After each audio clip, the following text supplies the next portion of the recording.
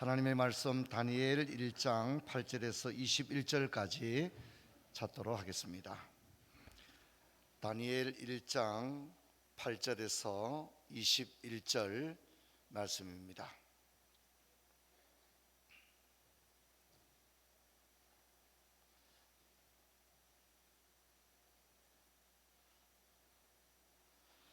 다니엘 1장 8절에서 21절까지의 말씀입니다. 제가 읽겠습니다. 다니엘은 뜻을 정하여 왕의 음식과 그가 마시는 포도주로 자기를 더럽히지 아니하리라 하고 자기를 더럽히지 아니하도록 환관장에게 구하니 하나님이 다니엘로 하여금 환관장에게 은혜와 긍휼을 얻게 하신지라. 환관장이 다니엘에게 이르되 내가 내 주 왕을 두려워하노라. 그가 너희 먹을 것과 너희 마실 것을 지정하셨거늘 너희 얼굴이 초췌하여 같은 또래 소년들만 못한 것을 그가 보게 할 것이 무엇이냐. 그렇게 되면 너희 때문에 내 머리가 왕 앞에서 위태롭게 되리라 하니라.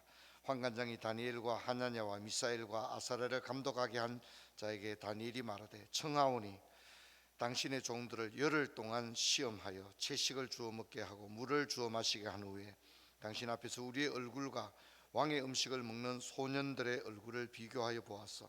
당신이 보이는 대로 종들에게 행하소서 하며 그가 그들의 말을 따라 열흘 동안 시험하더니 열흘 후에 그들의 얼굴이 더욱 아름답고 살이 더욱 윤택하여 왕의 음식을 먹는 소년들보다 더 좋아 보인지라. 그래야 감독하는 자가 그들에게 지정된 음식과 마실 포도를 제하고 채식을 주니라. 17절부터 같이 읽겠습니다. 하나님이 이 네 소년에게 학문을 주시고 모든 서적을 깨닫게 하시고 지혜를 주셨으니 다니엘은 또 모든 환상과 꿈을 깨달아 알더라.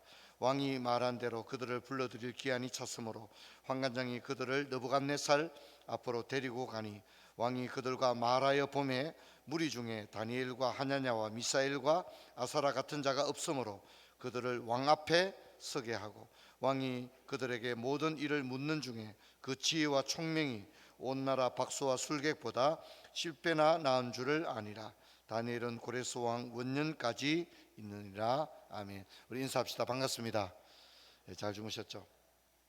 어제 금요 홀파에도 많이 올라오셔서 또 함께 단기 선교 헌신 예배로 올려드려서 얼마나 기쁘고 감사한지 모르겠습니다. 여러분, 원래 우리가 이제 정초 특별 새벽 기도회 송구 영신 예배부터 정신이 없습니다. 그렇죠? 함께 협력하고 애써준 모든 분들께 감사드리고 오늘 특별히 특송하기 위해서 참여한 우리 친구들, 청소년, 청년들에게 감사를 드립니다.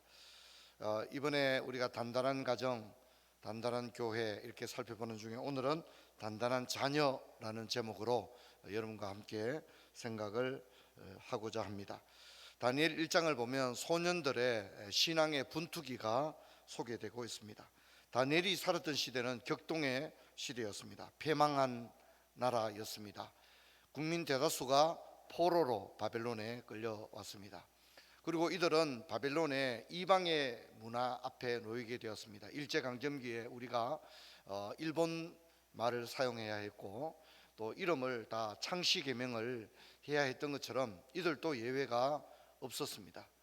그리고 이제 이런 막다른 환경은 이들에게 정체성의 혼란을 가져오게 되었습니다.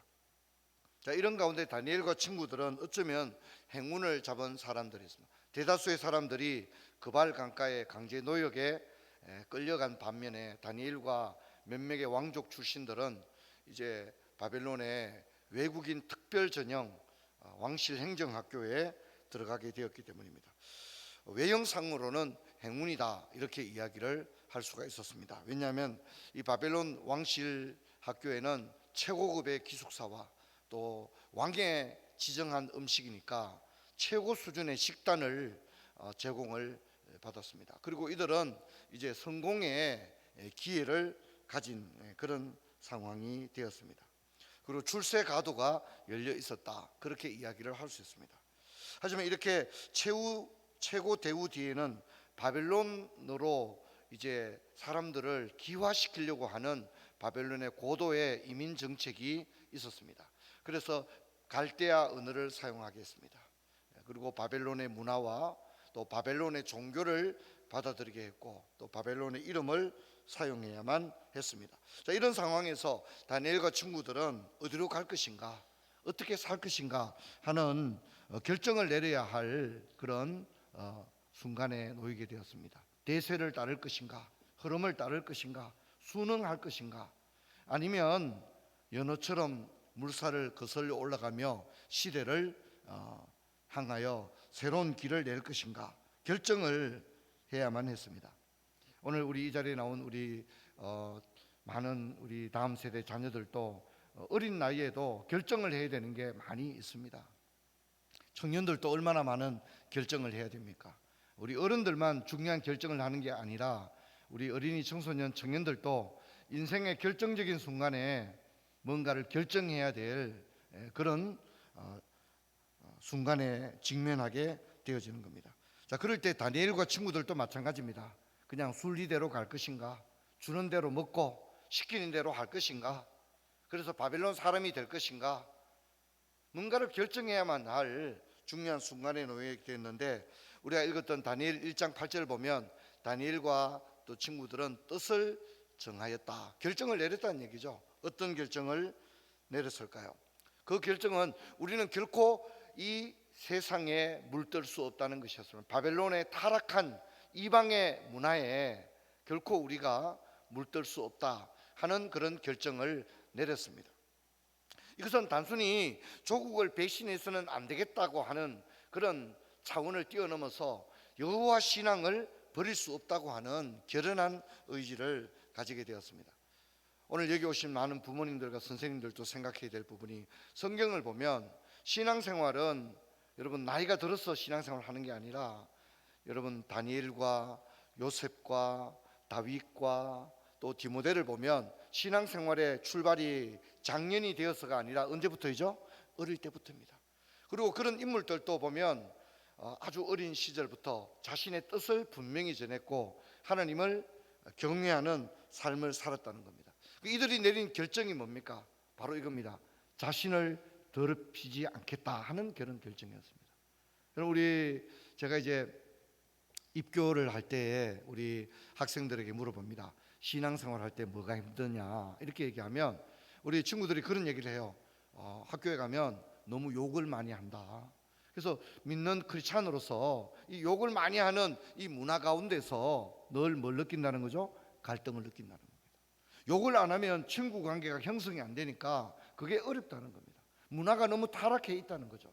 그런 데 대해서 그게 목사님, 저는 그게 너무 힘이 든다고 그렇게 이야기합니다. 여러분, 저는 그런 얘기를 들을 때 이 친구들이 지금 아무 생각 없이 학교를 다니고 있는 게 아니라 신앙인으로서 세상에 물들 것인가 아니면 그리스도인으로서 정체성을 살리고 살아갈 것인가 하는 이 소년들의 신앙의 분투기를 제가 느낄 수가 있었습니다. 그래서 너무 이쁘고 사랑스럽게 느껴졌습니다. 여러분, 나이를 떠나서 우리 어른들도 마찬가지죠. 세상에 나가 사업하고 직장생활하고 사회생활하고 살아갈 때에 내가 그냥 이 세상에 물들 것인가, 그냥 세상의 관행과 세상의 문화에 그냥 물들어서 그냥 저들과 어울려서 같이 살아갈 것인가, 아니면 기독교인으로서 신앙의 사람으로서 구별된 삶을 살 것인가 결정을 내려야 하는 것이거든요. 술자리에 초대받았을 때 내가 어떻게 할 것인가, 믿지 않는 사람들과 어울려서 식사할 때 나는 어떤 말을 할 것인가, 식사 기도를 할 것인가부터 시작해서 우리는 결정을 내려야 되는 그런 순간에 있는 겁니다. 그럴 때 다니엘과 친구들도 결정을 내렸습니다. 그들의 결정은 뭡니까? 나를 더럽히지 아니하리라 하는 그런 결정을 내렸다는 것입니다. 그래서 다니엘은 환관장에게 요구합니다. 나를 더럽히고 싶지 않습니다. 우리 한번 따라합시다. 나를 더럽히고 싶지 않습니다. 나를 더럽히고 싶지 않습니다. 이런 요구를 했습니다. 나를 더럽히지 않도록 도와주십시오. 그것은 왕의 음식과 포도주를 거부하는 것이고, 이것은 나가서 왕을 정면으로 거부하는 그런 일이었습니다. 그런데 여러분, 참 다니엘서를 읽으면서 우리가 한 가지 확신해야 될 것은 뭐냐면, 하나님은 하나님의 말씀대로 살기를 우리가 결심할 때 모든 지원을 아끼지 않는 하나님이신 줄로 믿습니다. 많은 사람들이 그런 얘기합니다. 어떻게 성경 말씀대로 살 수 있느냐 그렇게 얘기합니다. 말씀대로 살면 좋기는 좋지, 근데 어떻게 그렇게 할 수 있느냐 그렇게 말합니다. 그러나 그렇지 않습니다. 여러분, 우리가 이렇게 선한 결정을 내리면 하나님께서는 사람들을 붙여서 또 어떤 방법을 통해서라도 우리가 가진 그 뜻을 지킬 수 있도록 하나님은 은혜를 베풀 줄로 믿습니다. 여러분, 이것을 어떤 경우에도 잊지를 말아야 됩니다. 그것이 우리가 하나님 앞에서 결정적인 순간입니다. 하나님께서 우리가 어떻게 하느냐 이렇게 보고 계신 거죠. 자녀들도 마찬가지입니다. 부모님이 야, 오늘 주일날인데 뭐 어떤 집안에 일이 있는 거예요. 그래서 우리 부모님이 어떻게 하는지를 아이들이 다 보고 있는 거예요. 야, 오늘 그냥 교회 가지 말고 그냥 어디 잔치에 갔다 오자. 그러면 아이들은 부모님이 내린 결정을 학습하게 되는 겁니다. 아, 그래도 되는 거구나. 아, 저렇게 해도 되는 거구나. 그렇게 배우고 아이들은 그 다음부터는 물어보지 않습니다. 왜? 엄마 아빠가 그렇게 하니까 나도 그렇게 하는 거죠. 엄마 아빠의 기준을 가지고 자신도 어떤 결정을 내릴 때 전혀 문제의식을 가지지 않고 그런 결정을 내리는 겁니다. 여러분, 자녀들이 여러분 부모들의 모습을 지켜보고 있는 거죠. 여러분, 이들이 이런 결정을 했을 때 단순히 자신을 더럽히지 아니하리라고 하는 순수한 마음을 가졌는데 하나님은 그 구하지 않은 것보다 더 넘치도록 허락을 해주었습니다. 그래서 보면 성경을 한번 볼까요? 17절을 보면 하나님이 이 네 소년에게 학문을 주셨다 그랬습니다. 학자의 영을 충만하게 하신 거죠. 공부하는 것에 대해서 하나님께서 길을 열어준 거예요. 그래서 모든 서적을 깨닫게 하시고, 부모님들이 아멘을 해야 되는 순간이잖아요, 그죠? 모든 서적을 깨닫게 하시고, 참 대단한 일이잖아요, 그죠? 책을 읽는데 그냥 다 깨닫는 거죠. 상상할 수 없는 일이 일어난 겁니다. 그리고 지혜를 주셨다 그랬습니다. 또 다니엘에게는 꿈을 해석할 수 있는 그런 능력을 주셨다 그랬습니다. 그리고 그 결과가 이제 행정학교를 졸업할 때 이제 이들이 졸업 시험을 칩니다. 구두 시험을 쳤습니다. 느부갓네살이 이들에게 구두 시험을 쳤는데 이들이 결과가 뭡니까? 바벨론에서 가장 뛰어난 사람들, 박사와 술객들보다 그 지혜가 어떻게 해요? 10배나 뛰어났다는 건 뭡니까? 따라올 수 없을 정도로 놀라운 은혜를 입었다 그렇게 얘기했습니다. 여러분, 다니엘이 처음에는 뜻을 정한 겁니다. 내가 이 이방의 문화에 내 자신을 더럽힐 수 없다. 나는 여호와 신앙으로 살아가리라. 차라리 오늘 죽더라도 왕명을 어겼다고 하는 그런 일로 인하여 내가 오늘 삶을 마치는 한이 있더라도, 그런 결정을 내렸을 때 하나님께서 놀라운 은혜를 대줍니다. 여러분, 이들이 이제 나중에 또 풀무불 속에 들어가잖아요. 그렇죠, 그죠?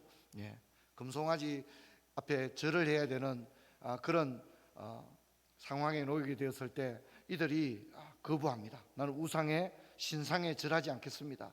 그렇게 했을 때 그들은 풀무불 속에 들어가게 되는 상황이 되었습니다. 그럴 때 이 소년들이 뭐라 합니까? 주님께서 우리를 구해 주실 것이다. 그리고 또 뭐라고 하죠?